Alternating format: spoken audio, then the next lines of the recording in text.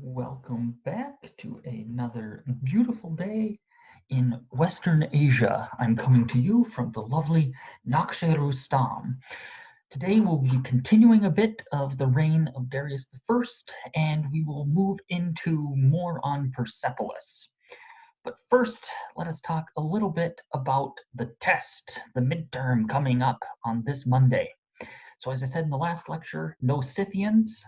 We just don't have time to get to them, and I want to really make sure that you guys understand Persepolis and the Achaemenid Empire. So it is on Canvas. It's a Canvas exam. Obviously, we're not having an in-person exam, and it is listed under week 12.1, midterm 2. So what that means is that at 9:45 a.m., I'm going to hit publish on the exam, and you will be able to get to it.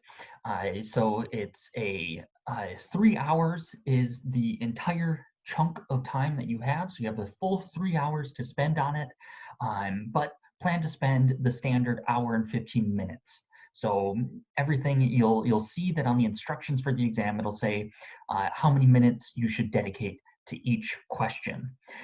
Now, for those with the DRC testing, obviously just multiply your time factor, so time and a half or double time, just multiply that by the hour and 15 minutes, and that will be your time. So you can spend the full 3 hours on the exam. This is for anyone. You can spend the full 3 hours on the exam, but expect to spend an hour and 15 minutes. That's what we're looking for. So we're not looking for beautifully well-developed ideas and wonderful paragraphs that you spent, hours working on. We're looking for a similar type of thing as to what the first midterm was. Another thing is that there is no backtracking. So once you submit your answer to a question and you hit the submit button, once you go on to the next question, you can't go back. So make sure that you answer the question in full and you have exactly what you want to say down. This is just to kind of help with the idea of cheating, as to where someone could potentially go back and write down the answers, stuff like that. So it's just more for a little bit more security. But as you know, we're not using the lockdown browser, so please don't cheat. We're operating on an honor system here, so I trust you not to cheat, and you trust me to trust you to not to cheat. However that works, just don't cheat. It's not, you're not learning anything if you are looking at your notes and cheating. I want you to have it in here and not on paper. So moving on, let's do a little bit of review. So we are still working down in the Persepolis area, down in central Parsa province, modern day Fars. We looked at Pasargadae before, and a little bit of Bisotun, which is up here in Kermanshah. So a little bit more review. The time that we're looking at, particularly for this lecture, is from the reign of Darius I down into Artaxerxes I. Mainly, we're going to be focusing on Darius and Xerxes here. So from 522 BCE all the way to 465 BCE. The sites that we're working in, you can see a little bit better here, the relationship between them. So Persepolis, and then Nakhchivan, where the tombs are, and then Pasargadae all the way up here. And as you can see, that there is a nice little valley with a river that runs through it, that runs down through here. So this is kind of a main way of movement through the plains of the Upper Zagros mountain range in Parsa. Also here you'll see a zoomed in view of Nakhchivan, and here are the main Achaemenid tombs. We have Darius I here and Xerxes I here, as well as that Cavalier Zardosht, the cube of Zoroaster, which is right here. Also, if you want to know more about the Achaemenid Empire, this is a large mapping project that I worked on to associate images of these Achaemenid sites with a kind of a mapping component, a spatial component. So definitely take a check at that if you have any more interest in learning about the Achaemenids. So again, a little bit more of review. We have Darius II's tomb here, Artaxerxes here, Darius I, and Xerxes I, and as well as the Cavalier Zardosht here. One thing you will notice right away is how these are all essentially stylized to look exactly the same. And that really was on purpose for the Achaemenids.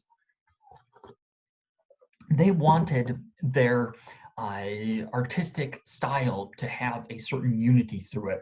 And as we'll see throughout the rest of this lecture, is that there is a very marked continuity between the artistic style that was developed under Darius I and the artistic style that we see under Xerxes and Artaxerxes.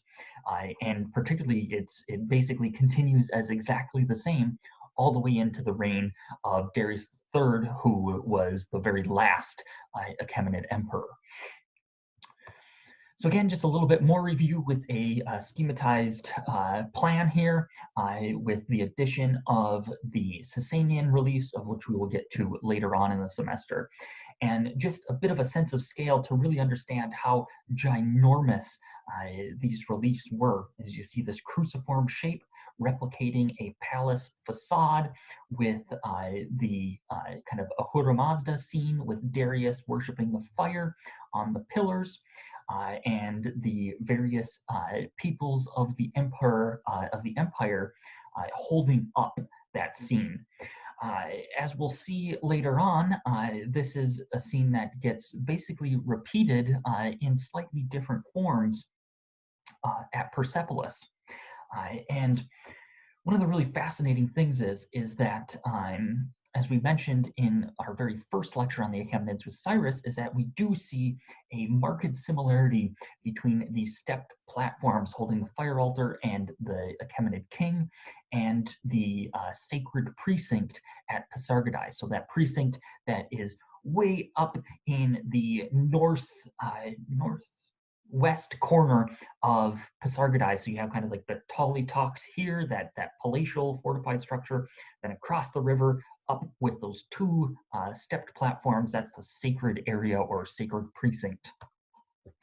Again, this was a tomb for the deceased king, and you can see that there are these two sarcophagi that are located on the inside of it, of which the king and perhaps someone else would have been buried. Looking a little bit closer at that relief, you can see that we have those subjected peoples being holding up this kind of throne platform type structure with these horned lion, griffin type creatures coming out of the two pillars holding it up.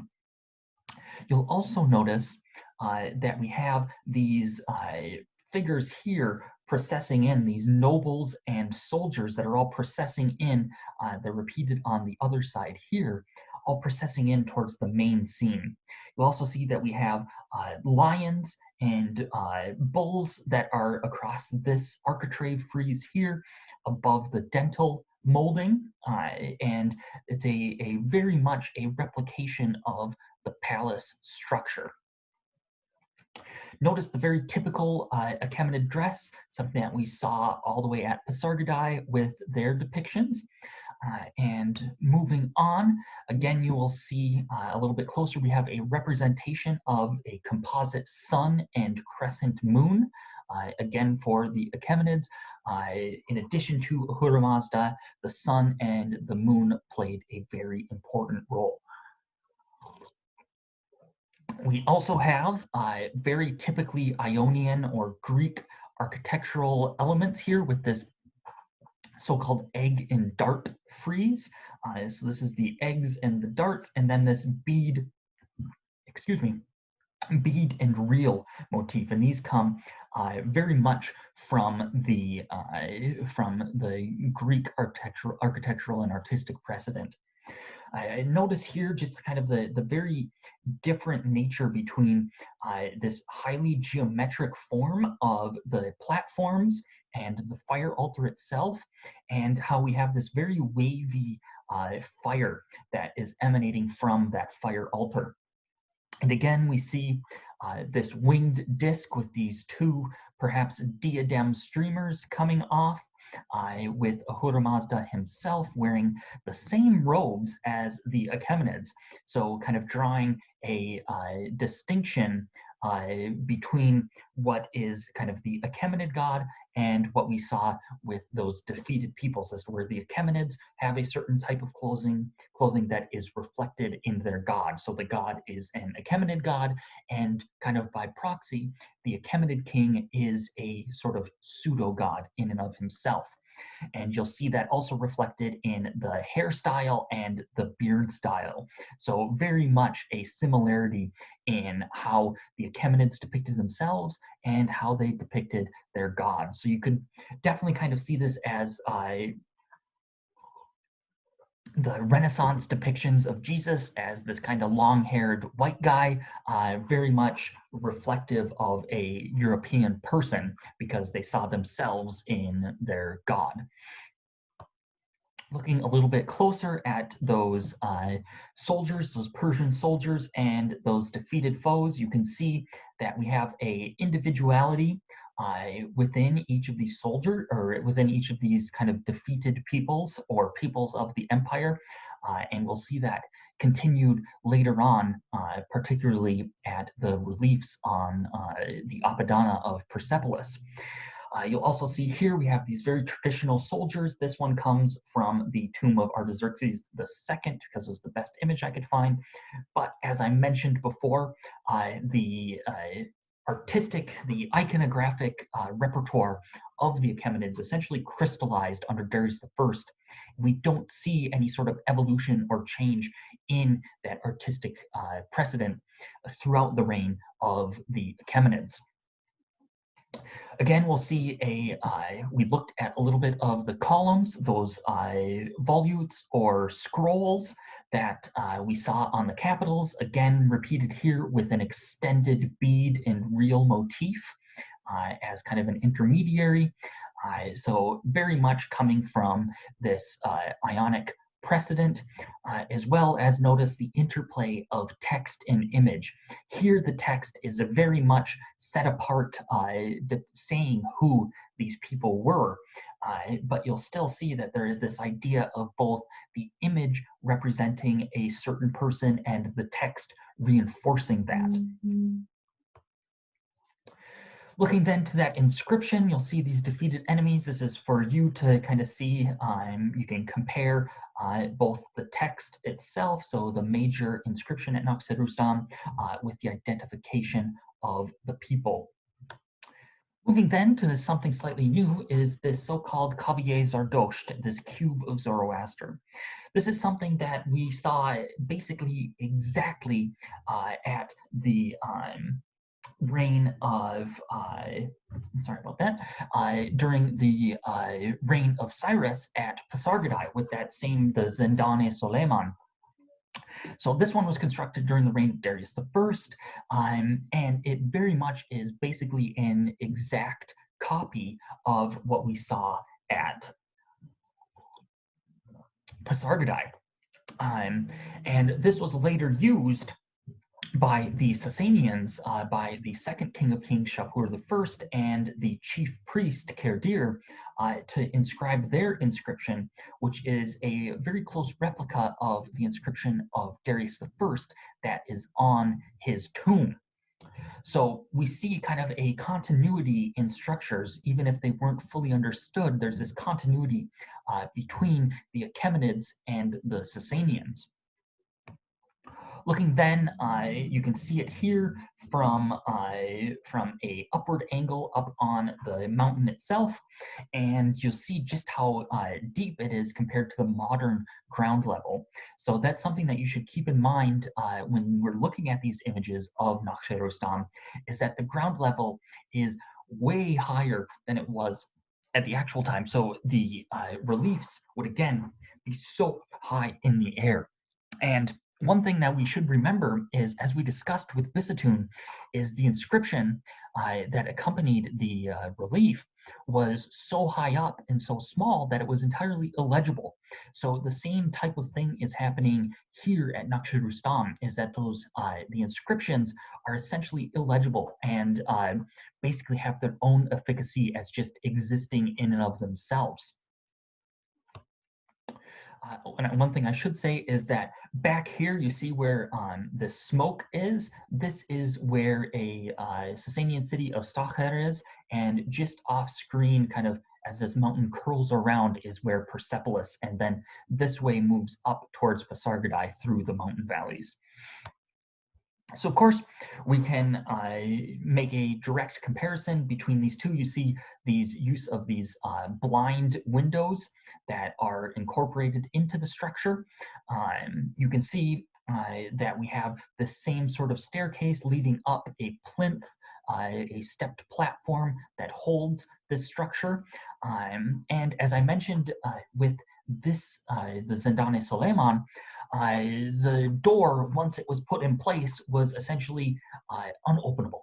So basically, once something was put in and the door closed, that was it. You'd have to bust the door out and take basically the whole structure apart to be able to put the door back in. So it seems to have been perhaps some sort of one-time use structure. And again, as some of you pointed out in the discussion when we talked about the Zindane Suleiman, we really don't know the purpose of it, and you came up with some very interesting ideas and some interesting questions, so definitely keep that going. But again, we just really don't know what exactly was going on here. One potential theory is that some recent excavations at the site of Naqsh Rustam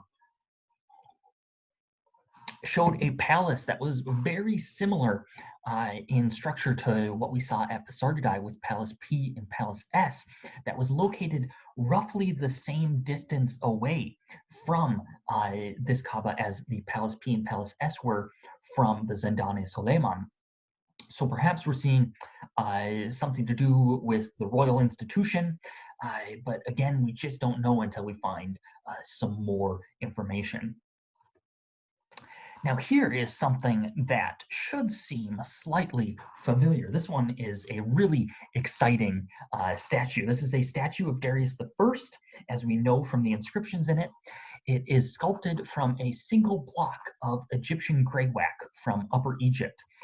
And it was originally meant to be placed at Elephantine in Egypt, so down in Upper Egypt.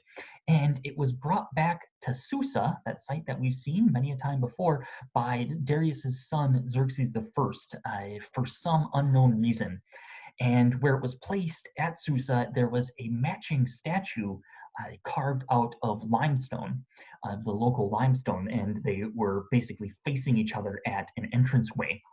And you can really see here that interplay of text and image. We have all of this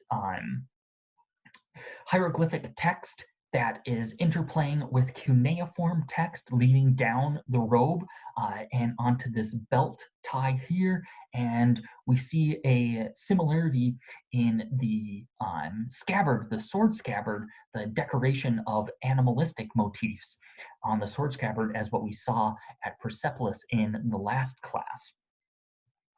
So you can definitely make a comparison with those Assyrian reliefs in how that text interplayed with the image. And now we even have that idea coming from Egypt, in which the hieroglyphs acted as images in and of themselves when they were combined with those large-scale relief and painted structures, in which we're seeing this kind of definite intermingling and intertwining of text and image playing together as a sort of double narrative.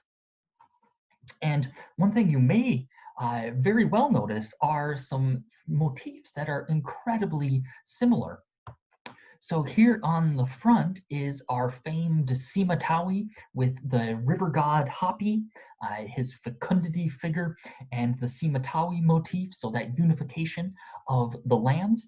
And the hieroglyphs on either side of this have a lovely inscription.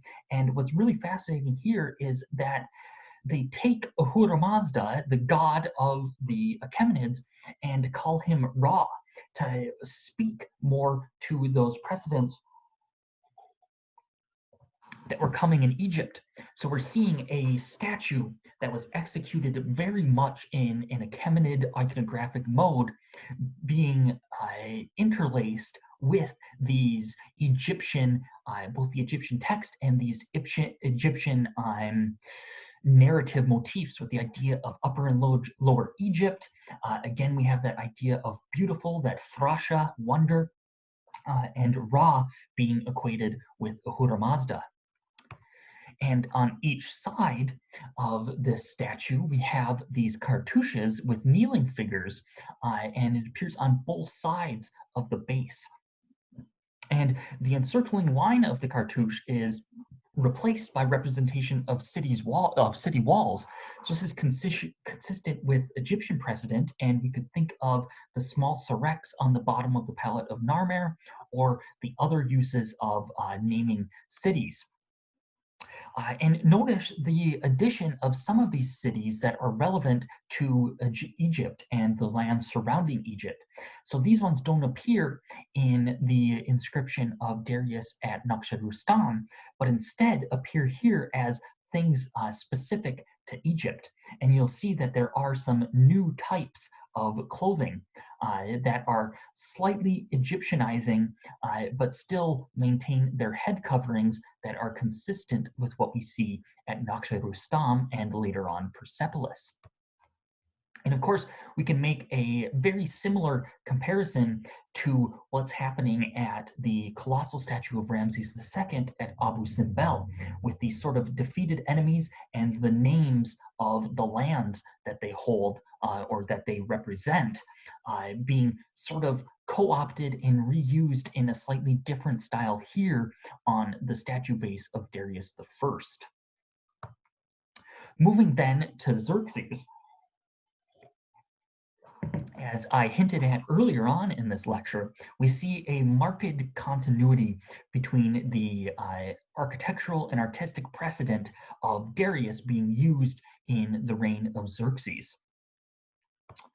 So there were some really good questions, and I think this is more a fault of my own about explaining the use and this idea of Persepolis.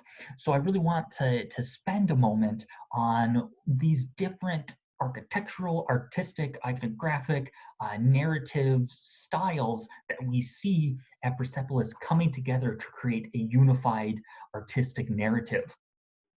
And here is a list of all of those, of just not all of them, but some of them that we see at Persepolis.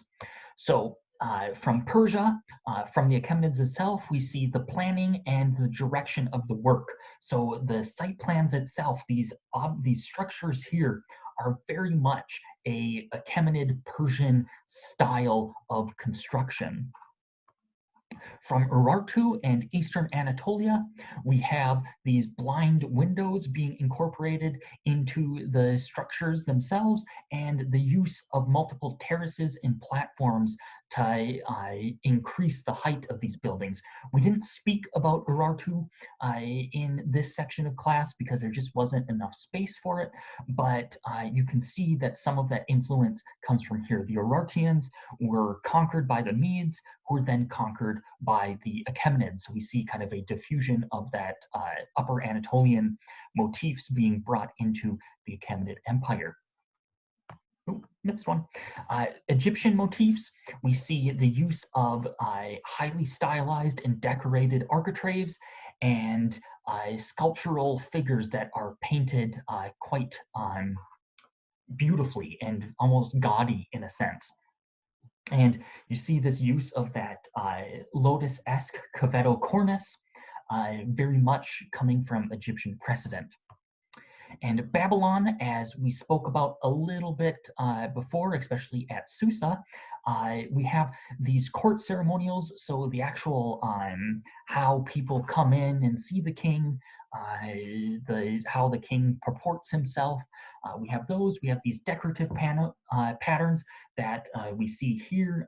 These ones are from Susa, but we do have some very fragmentary evidence from Persepolis, and you can see some of that fragmentary evidence here. And these glazed bricks, of course, were used at Persepolis, in addition to those painted reliefs that we spoke about very briefly in the last lecture, that were mimicking the idea of those Babylonian glazed bricks. From Assyria, we have the doorway designs, so with these figures facing out or in of the doors, tribute processions, so those occur on particularly, this one is a double image, so these tribute processions, these tribute bearers coming in, we can think about that as what we saw with Ashurnasirpal in his palace, with those figures coming to pay homage to him. And from Elamite, we have those costumes that eventually become the very typical Persian or Achaemenid costumes coming directly from the Elamites, and certain vessels that occur throughout the relief. And from certain archaeological finds, we have these very typical Elamite vessels. From Scythia, we have those animal motifs, those armament decorations, these animals occurring on the swords, as we saw with that gold ceremonial scabbard from the last lecture. And Lydians and Ionians, we talked about this at Sargadai, but you can see that the highly systematic and very refined stonework with that anathyrosis technique, using iron pegs to hold together columns, and using swallowtail or straight iron clamps to hold together blocks. So we see this definite unity through art that's happening at Persepolis by bringing together all different walks of the empire to help construct the empire and the palace itself. A narrative of conquest and a narrative of the unity of the empire that was brought by the Achaemenids. So moving then to the reign of Xerxes I, he completed most of Persepolis. Some of it was completed under Artaxerxes I, the next king in line. He added stairs to the so-called Techara of Darius. He had towers and monumental gateway added to the Apadana. So this monumental gateway, that gate of all nations, of which we will speak in a little bit. He dedicated them to his father and added inscriptions and sculptures all throughout the Persepolis platform.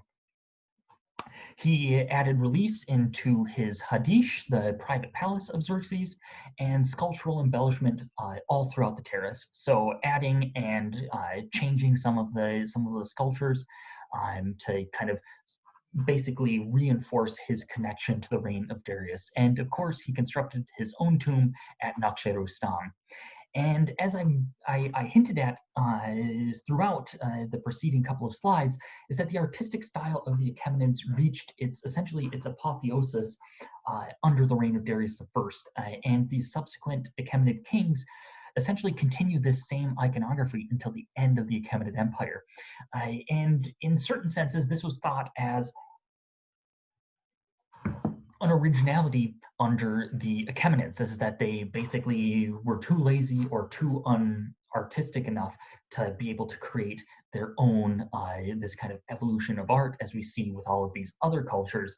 But in a sense, it really was the point of the Achaemenids to create this unity, as to where they created a style and then used it to connect themselves viscerally to all of those previous Achaemenid kings, to create that continuity of descent from the first Darius I all the way into the very last Achaemenid king.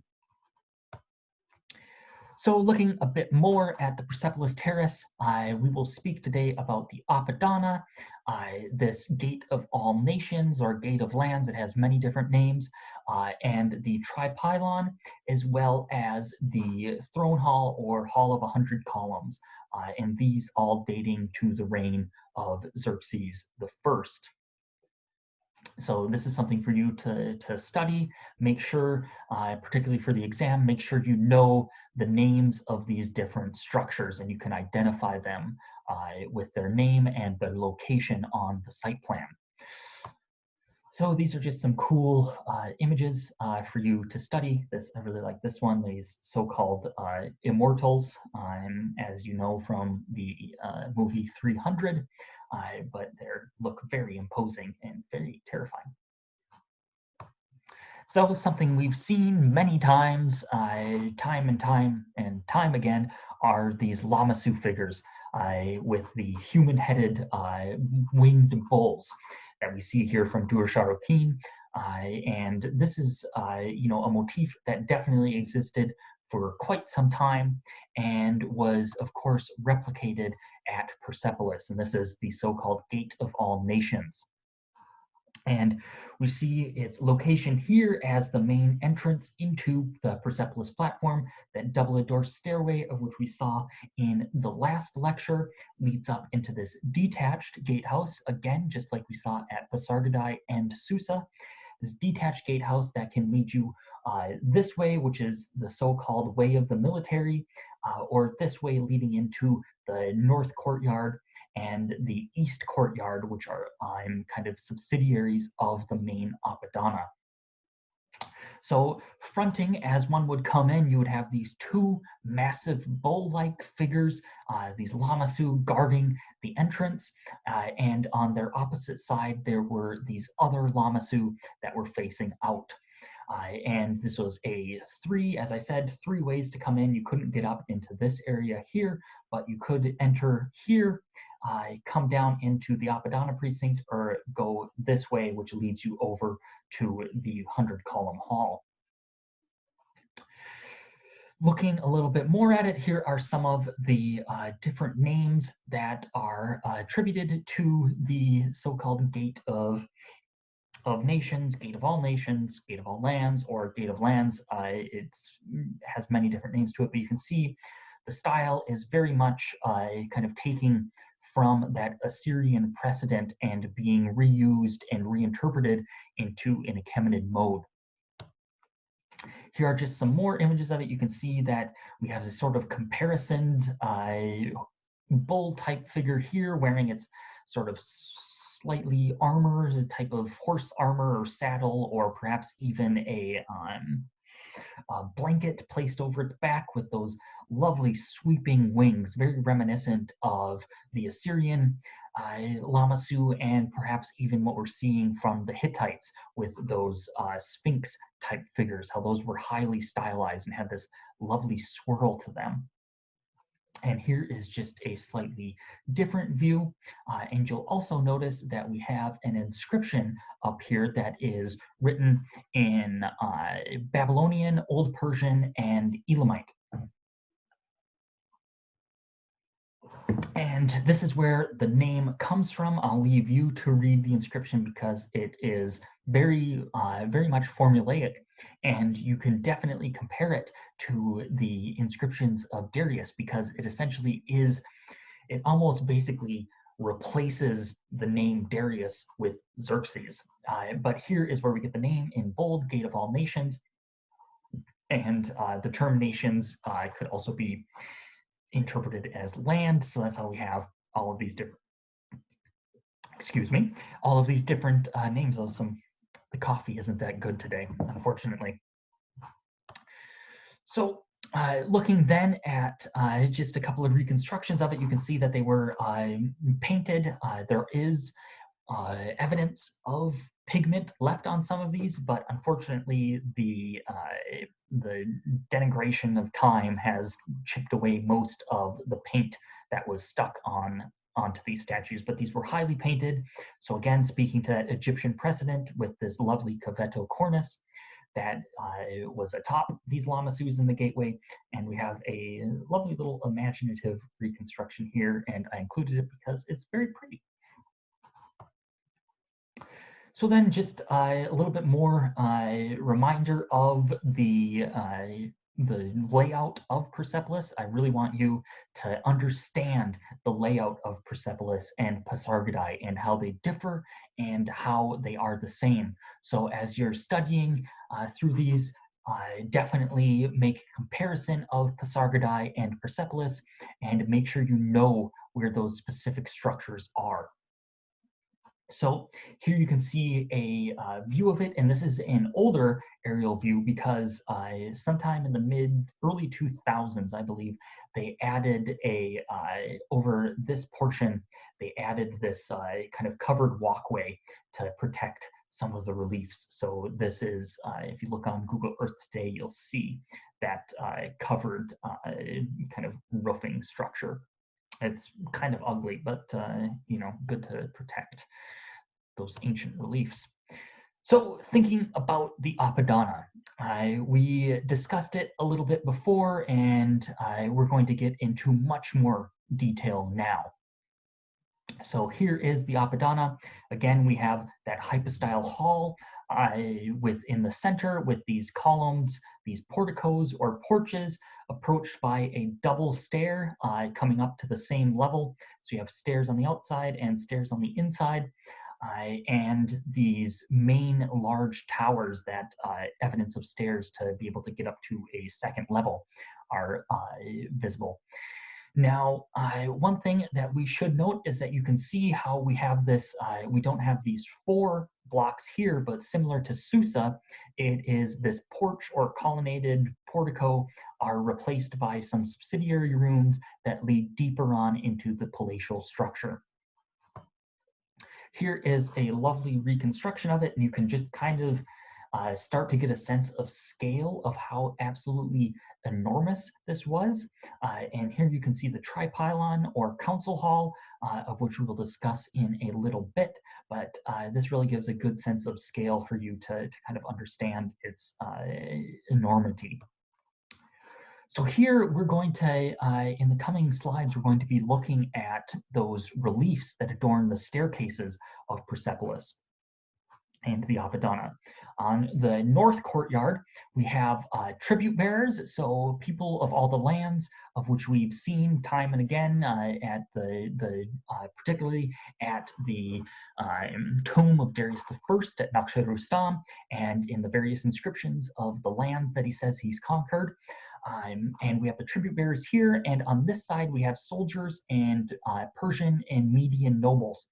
And these tribute bearers are all coming up, and they're all facing towards the entrance into this structure. So all of them, as we'll see in a little bit, all of them are coming in towards that main entrance to the structure. On the east courtyard, we have essentially there's this mirror image between these two as to if this was basically swung around and placed this way. And we have soldiers and Persian and Median nobles here and tribute bearers here, again, leading into the main entrance into the structure. And this is the east courtyard. We have to the tripylon here, and the council hall, hall of 100 columns is, or the throne hall of 100 columns are right here. Looking then to these wonderful, massive reliefs. This is the east stairway, so we're starting with the east stairway. You can see all of the soldiers and the nobles. You can see the nobles are placed here and up and down this way.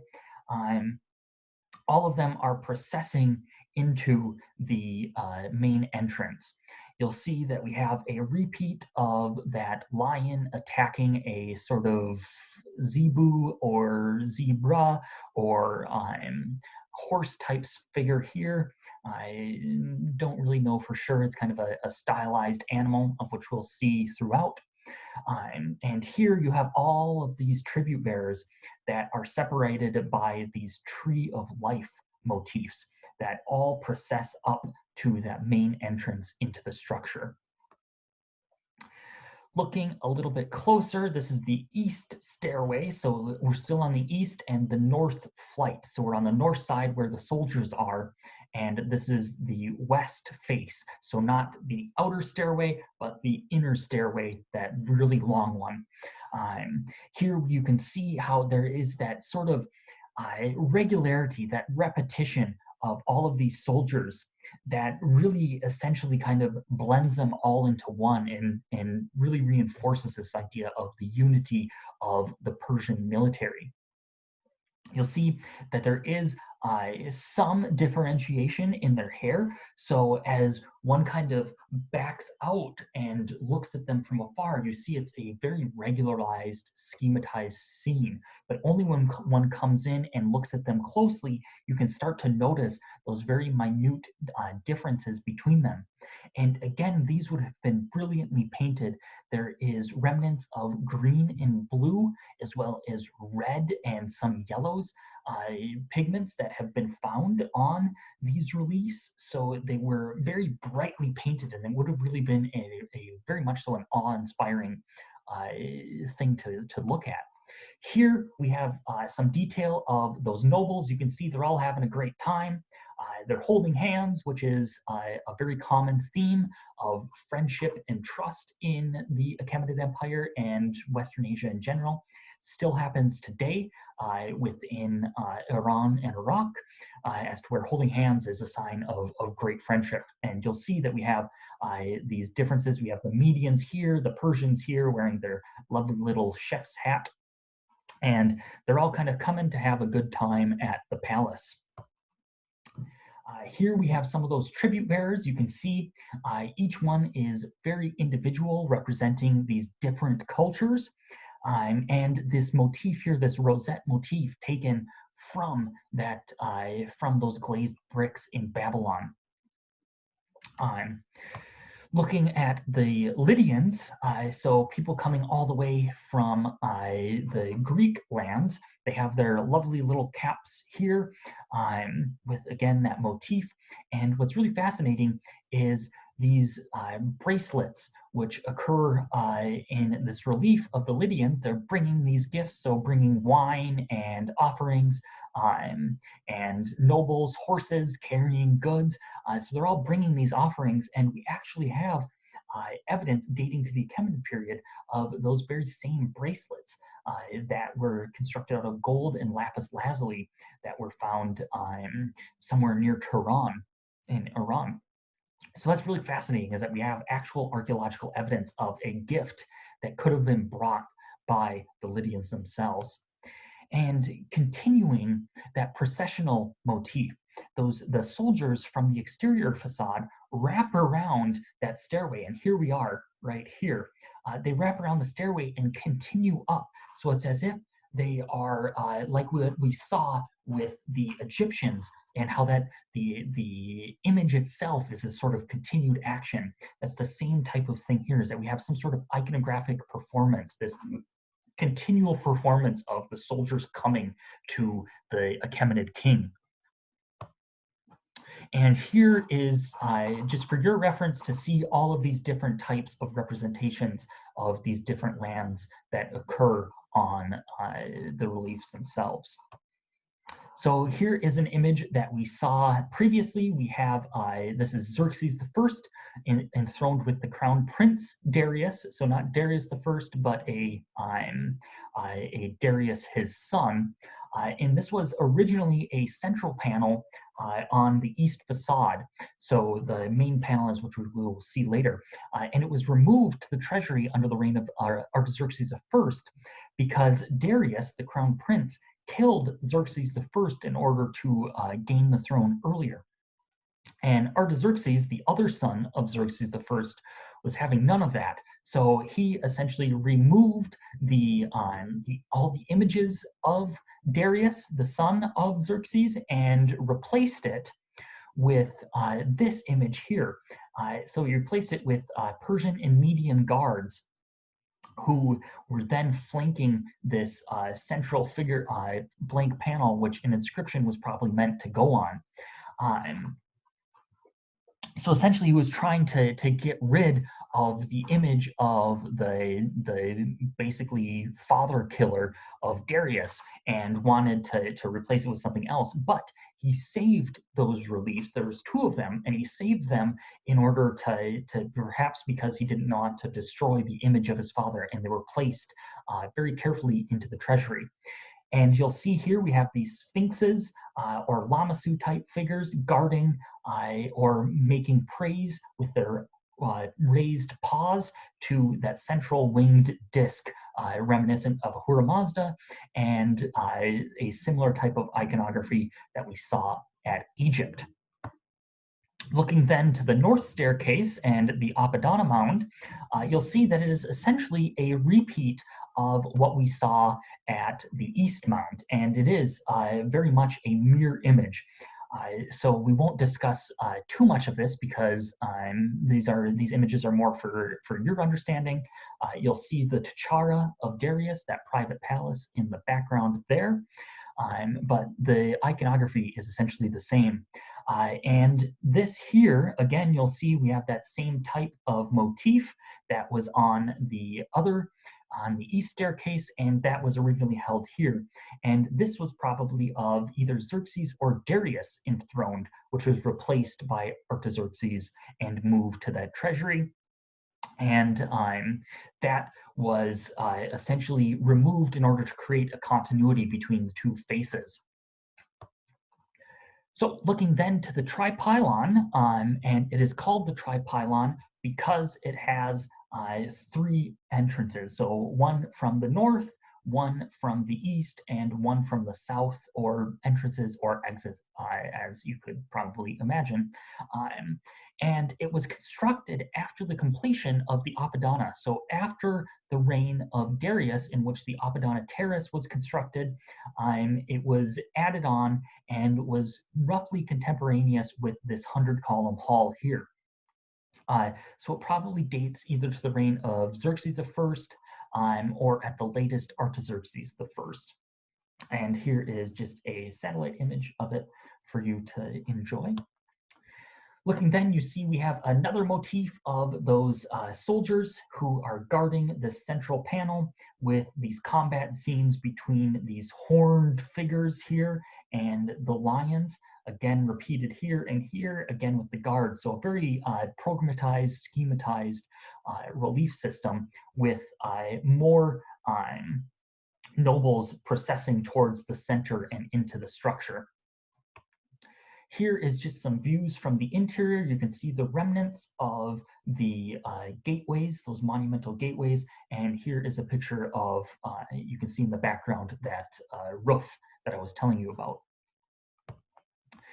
Looking then to this relief, this probably dates again to the reign of Artaxerxes I, which is comparable to what we saw at on the Apadana reliefs, and which is kind of how we can date this structure either to the reign of Xerxes or to Artaxerxes because of the continuity between these reliefs. And you'll see that we have these Persian guards very much by their caps, their gowns, and their hairstyles.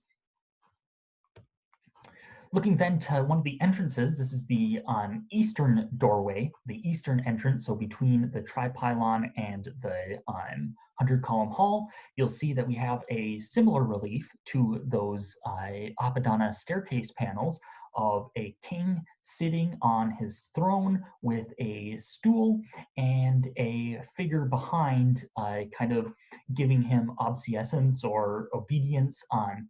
And you'll notice underneath is that a continuation of those throne supporters. And as we saw at Naqsh Rustam, and looking a bit closer at them, you can see that they are included here. You can see very much a similarity between the two.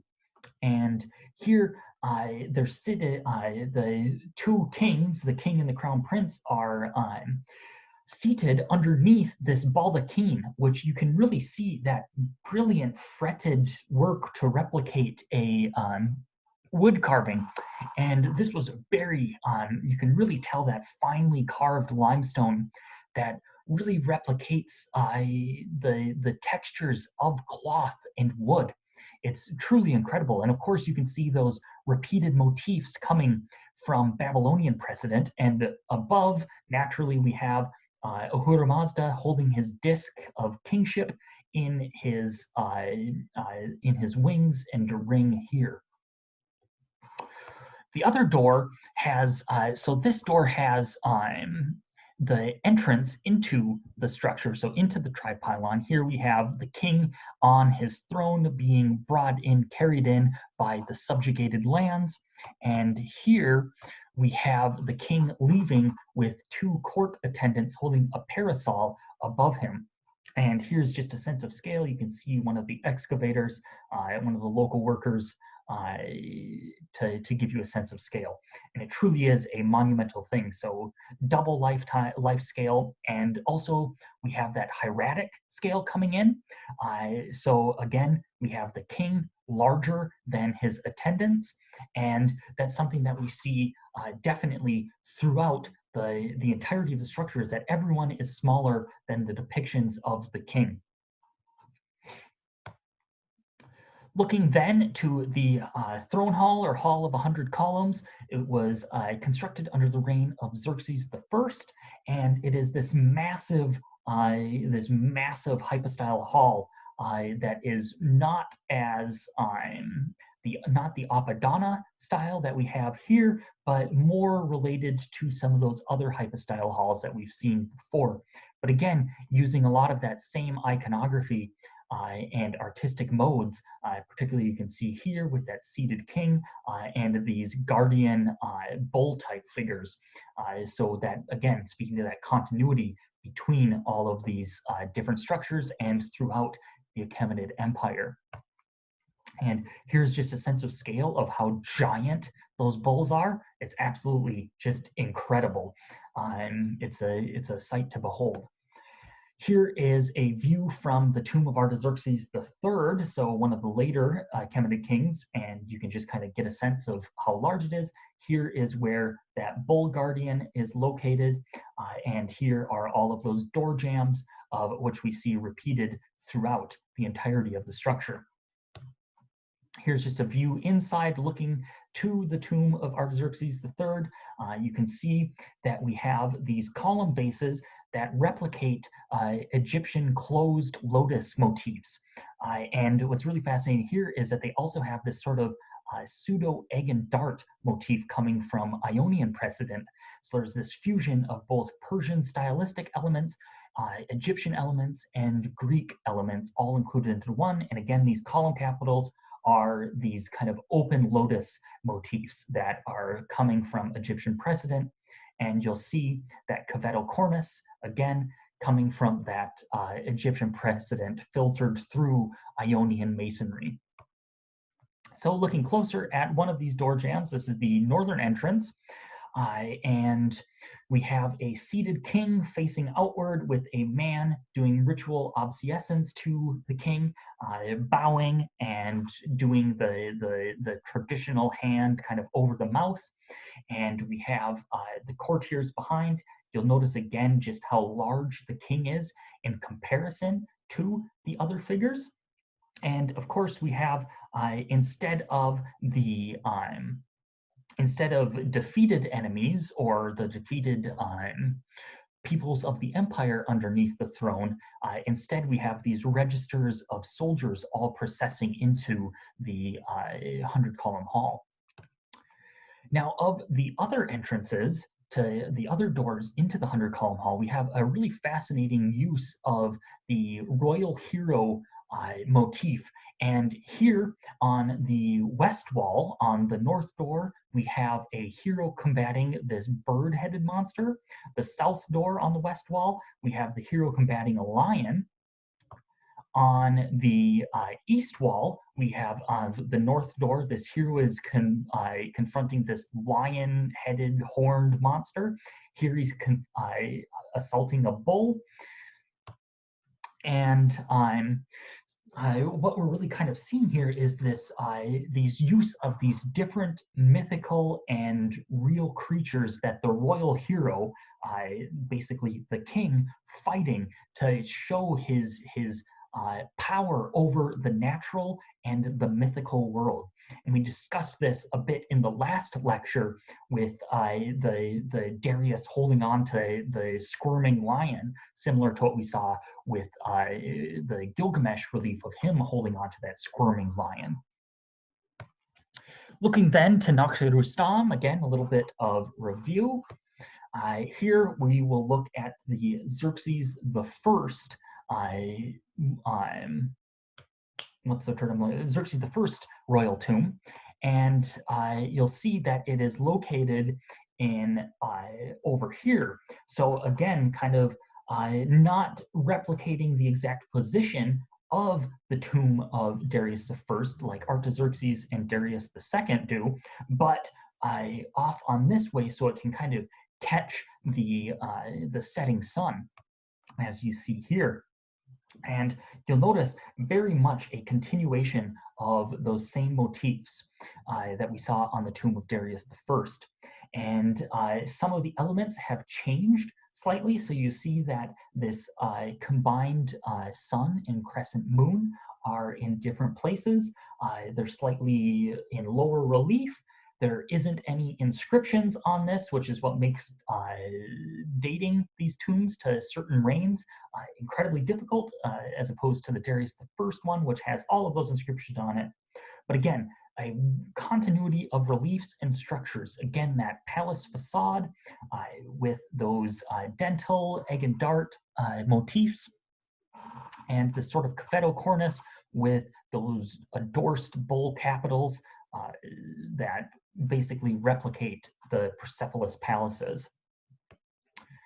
So again, here's just some more closer view for you to look at, and you can definitely see how there is a continuity between the tomb of Darius and the tomb of Xerxes I. So I wanted to cut this lecture a little bit short and have it very image heavy, so you were able to really kind of get a sense of all of the types of things that were occurring here in the Achaemenid Empire, and how there is that repeat of ornamental motifs and of iconographies that occur between the reign of Darius and Xerxes. And this is something that continues well on into the end of the Achaemenid Empire.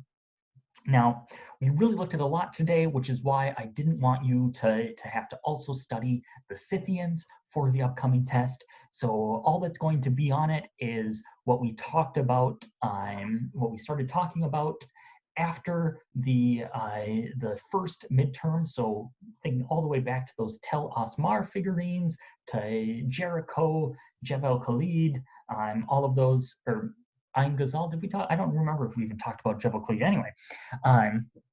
But all of those early Neolithic sites leading all the way up into the Achaemenid Empire in the reign of Xerxes I is what you will be expected to know for the second midterm. Again, if you have any questions at all, don't hesitate to shoot me an email. I'll talk with you about it. But just be sure to set aside the appropriate amount of time, so 1 hour and 15 minutes approximately, in order to take the test in full. You're not expected to have notes, and you're not expected to have these beautifully rehearsed sentences, because again, just think of it as if you were using the blue books, taking it in person, writing it down, but instead of that, you're typing it. So instead of writing, typing. Now, of course, as I said, if you have any questions, don't hesitate to email me or Nina. I really hope that the exam will be self-explanatory. The instructions will be at the very beginning, and with every question, so you know exactly what you're doing. And again, as a reminder, you can't go back. Once you submit a question, you can't go back to it. So make sure that you have what you want written down. And this is just to make sure that you progress through the exam in a timely fashion. So I hope you all have a good rest of your week. Don't hesitate to email me. I religiously check my email, because That's just a habit that I have. Maybe it's not a good habit, but it is what it is. So have a great weekend and rest of your week. Stay safe and enjoy this beautiful weather that we're having. It's absolutely amazing. I will be going out for a bike ride later today. So I will see you all next time on Wednesday when we start with the reign of Alexander the Great. But if you're a study of the Achaemenids, if you're a student of the Achaemenids, maybe Alexander isn't so great. So I will see you all in the next lecture. Have a good one.